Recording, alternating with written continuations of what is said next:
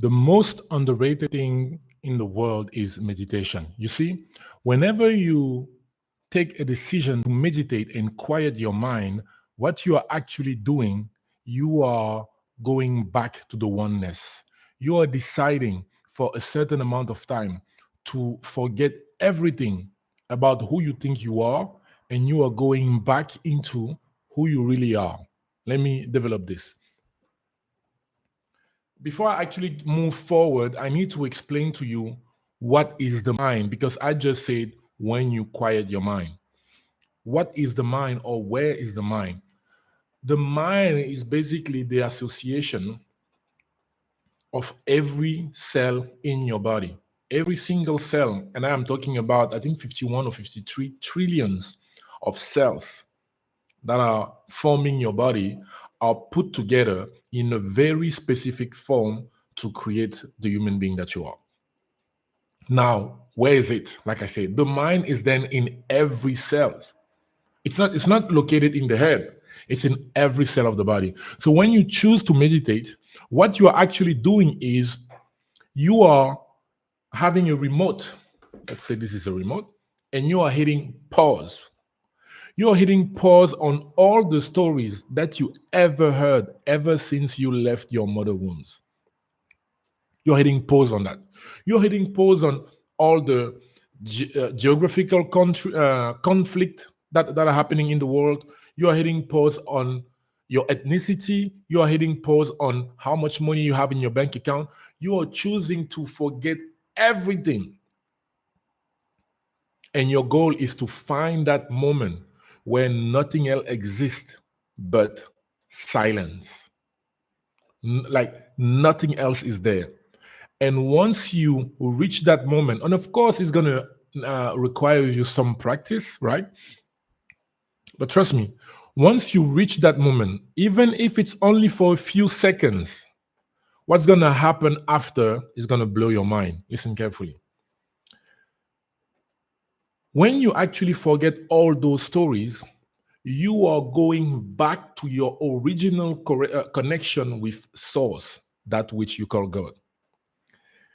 And because you're reaching that type of connection, later throughout the day, you are going to receive different type of thoughts, different type of impulse that will lead you to take action, and the outcome of those actions are actually going to blow your mind. You see, if now you're given the possibility for 2 minutes to dream about what you want to experience in the next 30 days, or let's say next month, you will use your conscious awareness to come up with something. Maybe you're gonna say, "Oh, you want a car." Maybe you're gonna say, "Oh, I want to meet this famous person." Maybe you're gonna say, "I want more money in the bank account."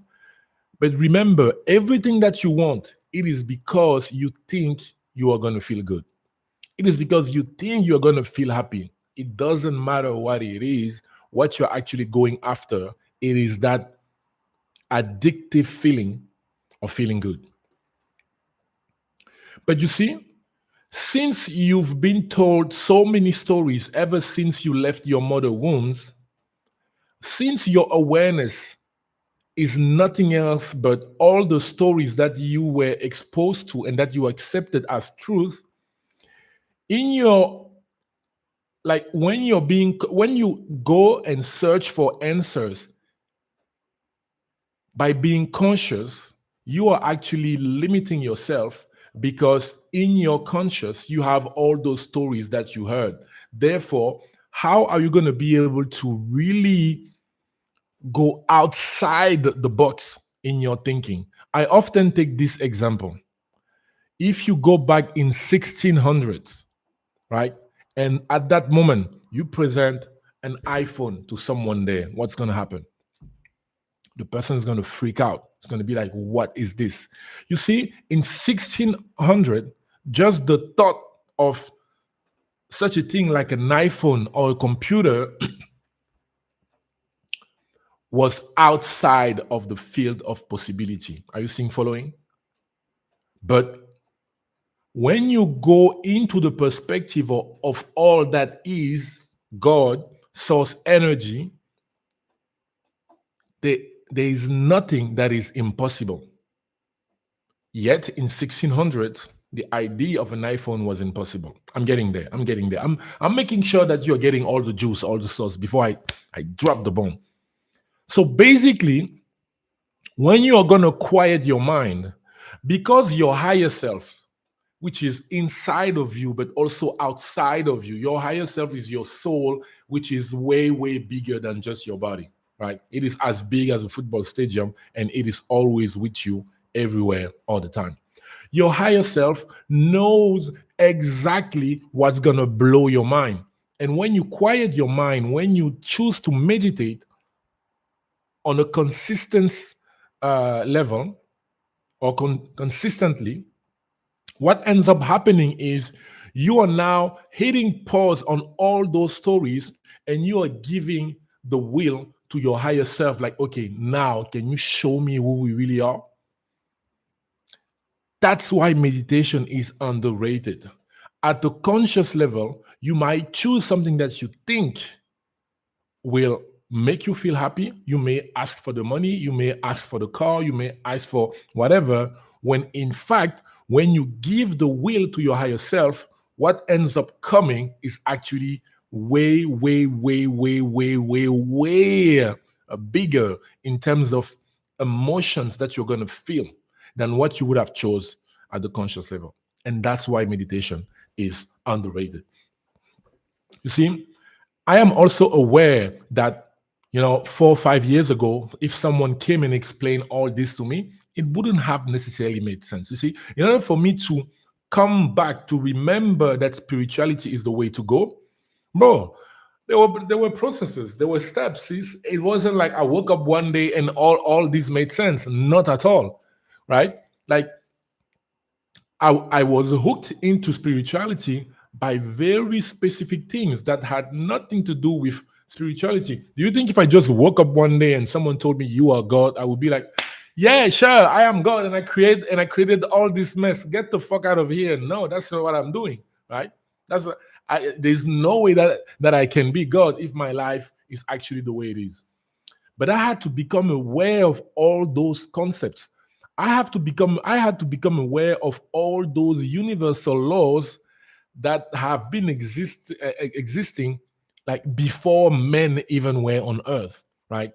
And the second you become aware of them and you start doing some diggings, not too much, just a little bit. I went on YouTube and I started watching interviews of Bruce Lee, Bruce Willis, Oprah Winfrey, Arnold Schwarzenegger, all those people that when I was in my teenage were actually the one that inspired us, that we will see on TV, in movies and stuff like that.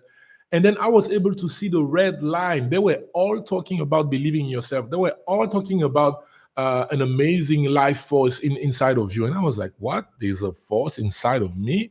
What? And that force is always going after what I believe. And I was like, what is this going? But I want the money.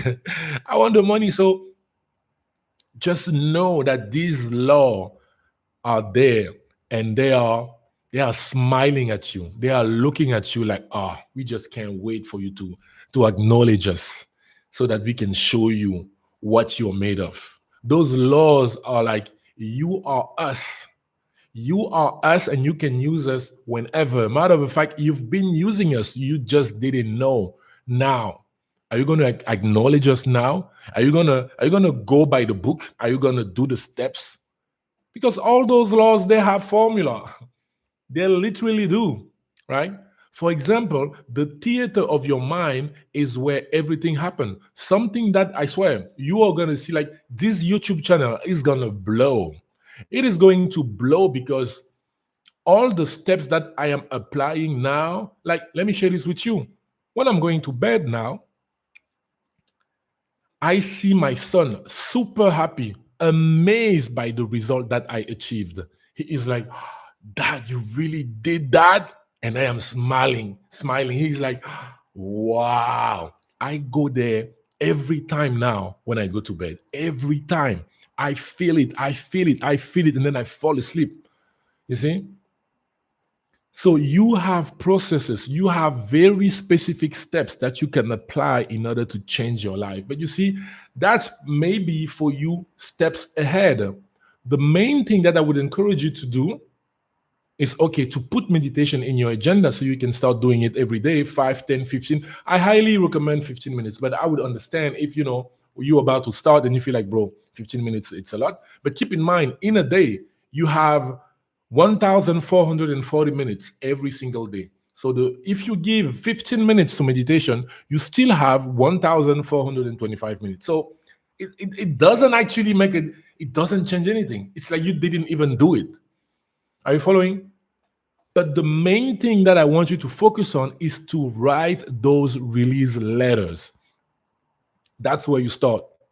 You start by writing a letter to your dad and to your mom, minimum 4 pages per person. And in those letters, you put everything that you never said to your parents, that you didn't want to say before, that you couldn't say, that you shouldn't have said, that you didn't know how to say, and stuff like that. You put everything in there. If you have to curse at your dad and say you're an asshole, if you have to curse at your mom, whatever, make sure to also tell them how much you love them or how much you wanted to love them. Put everything, minimum 4 pages. And I did that. And when you do that, you read the letter out loud and then you burn it. No one can know what's inside. No one else can read it. Pay attention to this. No one else can read it. No one else can know what's inside.